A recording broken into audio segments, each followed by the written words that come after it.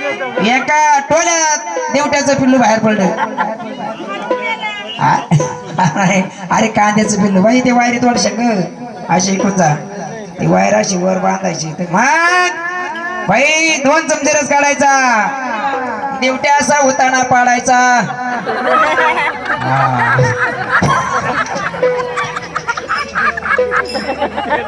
कांदा खाला देवट्यानं.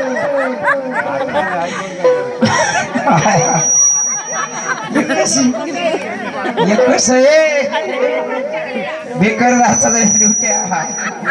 अरे वा. नाही नाही लिंबू सोडायचं बेकार आहे. काय लिंबू सोडून ये. हा नाही नाही ते लिंबू बरोबर चावून घ्या. चांगलं खाऊन घ्या, नाही तर सगळं सकाळी सगळं निघेल बाहेर. असं ना बाई 2 चमचे रस काढा आणि 1 चमचा त्या दिवट्याच्या नागपुडीमध्ये वाटायचा. वाटला सर्दी नव्हे.